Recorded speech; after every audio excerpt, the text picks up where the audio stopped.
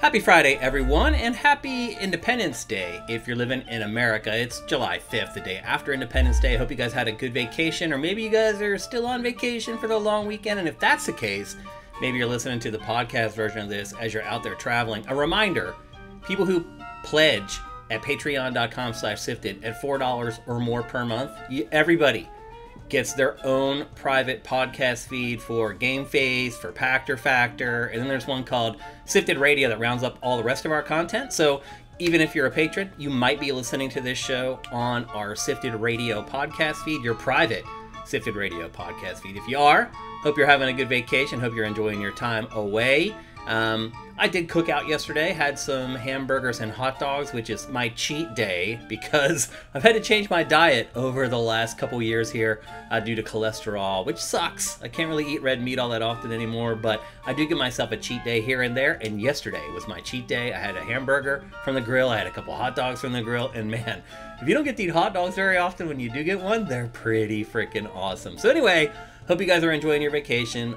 Hopefully, I'm along for the ride with you guys, wherever you're going. Let's get to this week's questions.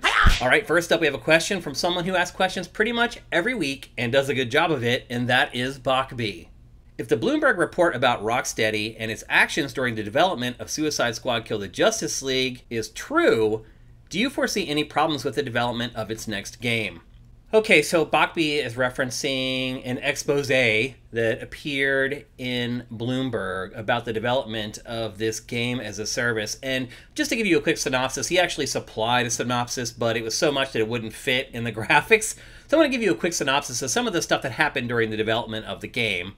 First of all, the leads were not listening to the staff about their concerns and the lack of quality as the game went from being a melee-focused game, which makes sense considering Rocksteady made all the Batman games, to being a loot shooter, a third-person shooter where it's driven by a loot, and ultimately probably should have been a game as a service, a free-to-play game as a service, instead of a paid game. Then one of the co-founders, Sefton Hill, admitted he doesn't even really play loot shooters himself, and then the other co-founder left because they knew the game was not going to be received well by fans, and so they left and started a whole new studio while this game was still in development, and took some of the staff with them to boot, which is not going to help the development of Suicide Squad Kill the Justice League. And then there's some other tidbits that Bachby included, like there was a call to include vehicles in the game, but that didn't make sense because most of the characters could fly, so why would they drive in a car?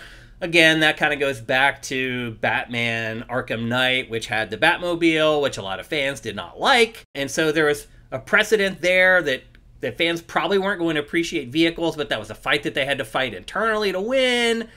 And then the staff was forced to sign an NDA before they got the job. They thought they were coming to Rocksteady to work on a Batman Arkham-style game, but then they get there, they find out they're working on a loot shooter, but they had signed an NDA, so they couldn't talk about it. Then there was a bunch of people that were coming and leaving because, wanted to stay once they figured out what they were working on. So, to answer your question, is the next Rocksteady game in danger? Sure, it's still a young team that hasn't worked together all that long. My guess is they probably worked on the game together the last year and a half or 2 years, kind of finishing it up and polishing it up. That whole team has not yet sort of went through the whole pre-production process together, start building the engine together, all the stuff that kind of happens behind the scenes before anyone knows the game even exists. They haven't done that as a team yet. That could provide some hiccups, but if you have a good project manager there, which who knows, they may not have a good project manager there. But if they do find a good one that can keep everybody in line and keep everybody on task and keep everybody on deadline, then I don't see why it's less likely for that studio to make a good game versus any other. So I would hold off on basically writing the eulogy of that studio just yet. Okay, next up we have a question from Commander Fett. Do you think that Xbox, PlayStation, or Nintendo should partner with Summer Game Fest? Or do you think they're better off doing their own events and giving Geoff's show an exclusive or two like Sony did with LEGO Horizon? So if you had asked me this question yesterday, or I had answered it yesterday, I probably would have had a different answer. Today, we found out that PlayStation is going back to Tokyo Game Show for the first time since it announced the PlayStation 5. And I should add, it has not attended any other trade shows either since it announced the PlayStation 5. But in Japan, it's kind of a different story. PlayStation completely dominates in Europe. it's pretty much completely dominating in the US. In Japan, that is not the case. In Japan, Nintendo is eating PlayStation's lunch. The Switch is dominant in Japan. Now, as I've said many times before, the console market there is nothing like what it used to be. It's small. It's even small compared to Europe now. Europe dominates Japan as far as consoles sold. So that market isn't quite as important, yet it's important enough to Sony to do a trade show, which it hasn't done in like 5 years. So what it shows you is that maybe PlayStation's perspective towards trade shows has changed, or it's remained the same, or Jim Ryan was the one who was saying no trade shows, and now he's gone, and PlayStation is like, we're going back to trade shows. Now, E3 came up way too fast after Jim Ryan returning for that to happen. Tokyo Game Show, they have some time. Now, they're not going to Gamescom either, I should add. And again, that's pretty tight, but they're going to Tokyo Game Show, and that is like towards the end of the year. That would give PlayStation enough time to do it. So I wouldn't just say that what's happening at Tokyo Game Show is a one-off thing. It could be, because again, that market is slipping away from PlayStation. PlayStation 5 has not done exceptionally well there. And it could just be that PlayStation's like, look, we need to try to rescue Japan here if we can. That's a possibility. The other possibility could be that PlayStation has been like, you know what? Now that Jim Ryan's not in charge, we do want to go to trade shows. We do want to be a part of that. And we're going to start doing it now. So there's a lot of possibilities that honestly didn't exist just yesterday for this. Now, to answer your question, what do I think PlayStation should do? I agree with Pactor on this, and I disagree with Matt on this. I do think trade shows matter. I do think people pay more attention to a trade show than they do to just some video you put up on the internet. Now, again, an easy argument here is like, well, look at how well PlayStation has done. It has done very well in the US. It has done very well in Europe. It has not done well in Japan. So maybe culturally, trade shows carry more weight in Japan. That seems like a flimsy argument to me, to be honest with you. But personally, I do think, now I wouldn't say that like going to all these little kind of smaller ones makes sense. I think if you're going to go to E3, you're going to go to Gamescom, you're going to go to Tokyo Game Show, and maybe not the other smaller ones, PAX, stuff like that. Maybe you show up if you've got an indie-ish game for something like that. But I think generally, I think they're good for PlayStation and for platform holders. I think it's a good idea for them to attend. I don't see any detriment. It's like people say the money, but the money is pathetic. I mean, okay, ESA overcharges for a booth at E3. What does it charge PlayStation? $10 million? That sounds like a lot to you? That is a pittance. When you're talking about an industry as big as the games industry, it is literally a rounding error. I don't buy that the money part of it is the reason why they've left. And it's an easy sell, because you tell just some gamer who just buys your video games like, well, they were charging us $10 million for a booth for 3 days. And immediately they're going to be like, well, that's insane. Like, I see why PlayStation left. That money means nothing to PlayStation. It literally is a rounding error in a marketing budget for one of its games. So I don't buy the money thing is why PlayStation left in the first place. I think really Jim Ryan just thought that he just didn't want to do it anymore. It's a different strategy. He's like, let's follow this direct thing. It's easier for us. I don't have to get personally involved in those things. I show up for 5 minutes. I introduce it and say, hey, I'm Jim Ryan. Check out these games. And I don't have to like go to LA for like 2 weeks. And I do think there's a little bit of personal responsibility involved in some of this decision making. I mean, they're human beings after all. So should they partner with Game Fest, Geoff Keighley Summer Game Fest? I don't understand where partnering matters. Or are you saying that like it should be Sony State of Play brought to you by Summer Game Fest, meaning Keighley sets up the production and floats the bill, rents the arena, does all the logistics of the show, and then your people just come on and intro their games? Would that be something PlayStation would be interested in? Maybe.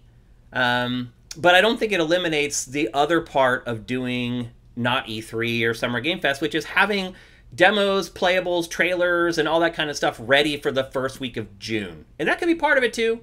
PlayStation could be like, we're sick of asking our development team to deliver these deliverables every May or whatever in preparation for E3 in June. That could be part of it as well. Maybe they're trying to give some of their developers some relief or whatever. But these developers are already putting out demos all the time. Like, it's not like things have changed that much since these publishers have stopped going to E3. In fact, publishers are publishing more demos than ever and are having more like early access looks in beta and alpha than ever before. So I just don't buy a lot of the arguments that people use for why PlayStation won't do E3. So, back to your question again, should they partner? Maybe. If it's more likely for them to attend if they partnered with Geoff and Summer Game Fest, then absolutely. I just think it's good to have all three of the big three in on the biggest week of video game marketing of the entire year. And let's just be honest, even though it's not called E3 anymore, not E3 and Summer Game Fest are still the biggest marketing opportunities for games every year. It hasn't changed. So should they partner with Geoff? If it means it's more likely they'll be there, sure. Will it make their shows better or deliver better on the marketing spend? Maybe, because they would spend a lot less money on it, and maybe they could rationalize it. So I guess I would be okay with it. I mean, obviously that's another opportunity for Geoff to make more cash and kind of keep his monopoly going of big game events in the industry. And that's a little concerning to me, honestly. It has nothing to do with Geoff. I just don't like one person ever having that much power in any situation. So I guess I would say if it's palatable, yes, they should partner with him. But otherwise, I think no matter what, all three of the big three should be taking part in Not E3. And I believe in an official capacity, meaning that they're there, and not that they're just kind of being skeevy and piggybacking on all the money that's being spent and all the other stuff that people are doing, because that's kind of what's happening now. They're like, oh, we'll put up our direct around Not E3, and we can just ride that free marketing wave into the short. I mean, that's kind of what's going on right now. So I think it'd be better if all the big three are at E3. This is no surprise. I've been saying this all along. And it is interesting that PlayStation has kind of relented and is going back to Tokyo Game Show this year, which could be a chink in the armor showing that maybe what it's going to do in the future. Or it could just be like, you know what, we need a little boost in Japan. Let's show up there for our fans and show them what we're working on. So there's a lot of X factors involved in this question. Now you say, should they give them exclusives like Lego Horizon? I mean, if you don't partner in full with Geoff, that's kind of the other option, and it's easy. I mean, it's no skin off any of the big three's backs to give Geoff an exclusive or two. And all three of them have done it. They've all given him stuff for either Summer Game Fest or for the Game Awards at the end of the year. They're very used to doing it. They trust him. They trust his team to not leak stuff out. That's a big part of it, having that trust there. So yeah, I mean, if they decide not to partner with Geoff in the ways I just talked about, then yeah, sure, giving him an exclusive or two is a good idea. Is a good way to stay relevant in that space, even if maybe you're not participating in Not E3 or Summer Game Fest on your own. So there's a lot of different avenues the big three can pursue during the Not E3 time slot, during Summer Game Fest, etc. It will be interesting to see which one each one of them ultimately decides upon. Okay, our last question for this week's episode comes from Kool-Aid. Hey Shane, I love the 4 or 5 hours of SIFTD content every single week. Thank you, I appreciate that. Recently, I've also gotten into picking up different types of shoes. Do you have any thoughts on the changing fashion trends over the years since the Air Max 97s?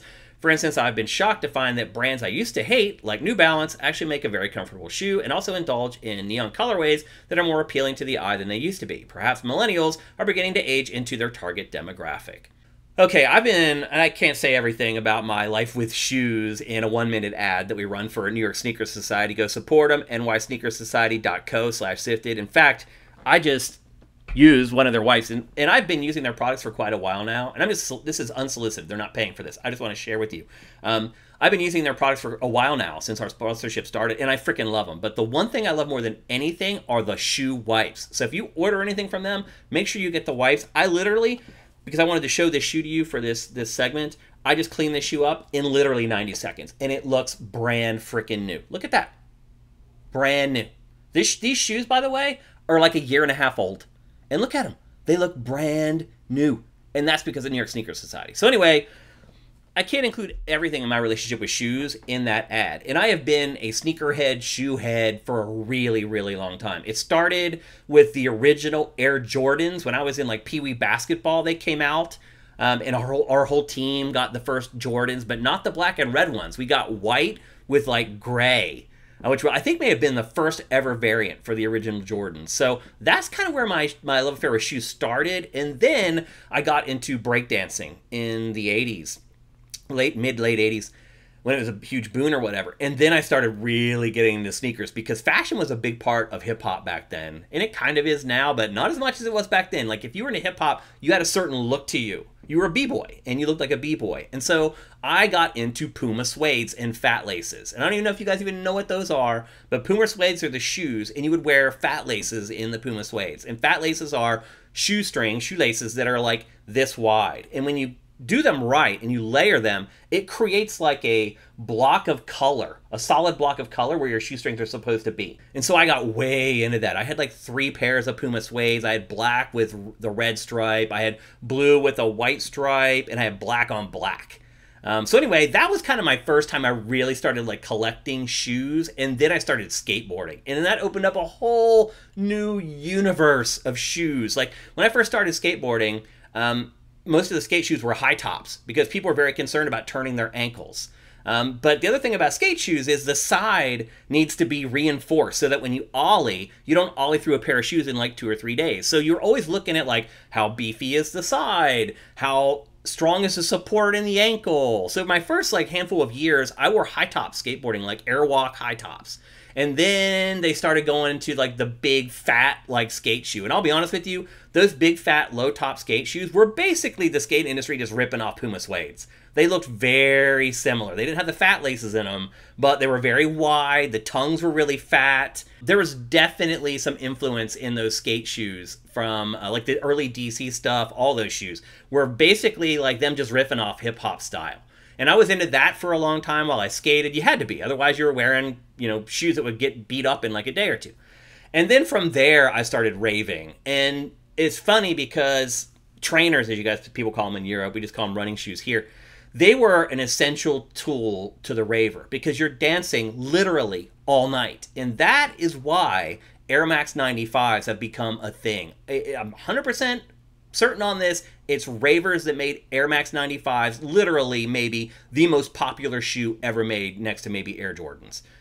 Because they have the big pillow on the bottom and you could dance in those things all night and your feet wouldn't hurt. When raving first started, people were wearing like Vans and like skate shoes a lot of times because a lot of the scene early on were skaters and punks that moved into raving. And so a lot of people were wearing the old shoes that they wore as punks or skaters to the raves. And then over time, raving started developing its own style. And that's when the Air Max 95s came in. And I'm just telling you, my whole crew wore Air Max 95s. Every single friend of mine had Air Max 95s. And then it became a thing of like, who can find unique colorways of 95s that other people weren't wearing? And we would go to other cities. We were in Philly. We would go to rave in New York or to Baltimore or DC, and people would scope out the 95s and be like, yo, man, where'd you get those orange Air Max 95s or whatever? It was a thing.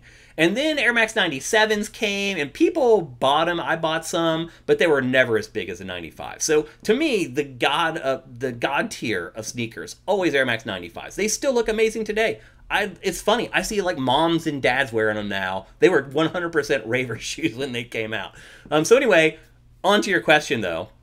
I'm talking about how like a lot of these other shoe companies are starting to come around. They're starting to do better, but New Balance, for people who know sneakers, have known New Balance for forever, that they are literally probably the best running shoe and probably the most comfortable shoe. Now, to your point, they were like moms and dads shoes in like the 90s. When we were raving and wearing like Air Max 95s, like the New Balance looked terrible. New Balance has figured it out. Like I wore Adidas Shell Toes for a long time, both in breaking and in raving. That was kind of the crossover shoe for a long time, Adidas Shell Toes. So I had those as well, and even when I was breaking, I had those with fat laces. Run DMC made those popular, obviously. They wrote songs about Adidas. So anyway, you're right. A lot of the smaller shoe companies now are really starting to turn out really good-looking shoes, not just Nike.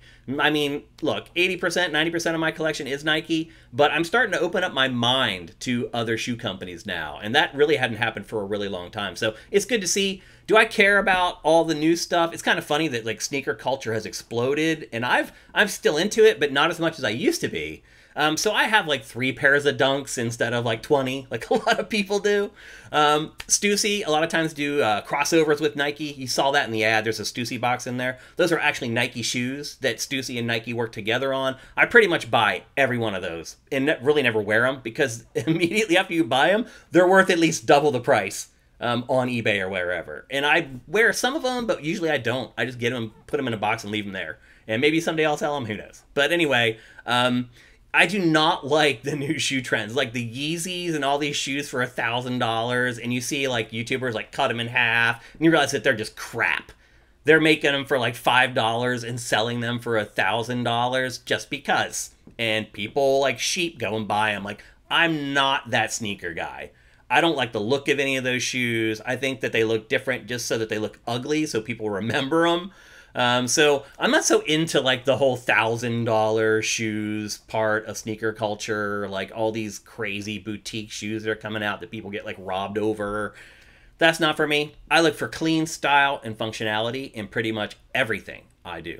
Okay, that's it for this edition of Ask Shane Anything. Again, we are rolling this show out in its video form on YouTube. This will be the second episode up there. Hope the YouTube family are enjoying these episodes. Again, if you want to support us, please head to patreon.com/SIFTD. If you go there and you pledge at $7 or more per month, you're hitting that Ask Shane tier, which means it's way more likely that you'll get your question into the show. And I do want to thank the people who are at that tier, because without them, this show simply would not happen. So hope you guys had a great Independence Day, July 4th. Hope you have a great weekend planned this weekend. We'll see you next Tuesday for Game Face. Have yourself an awesome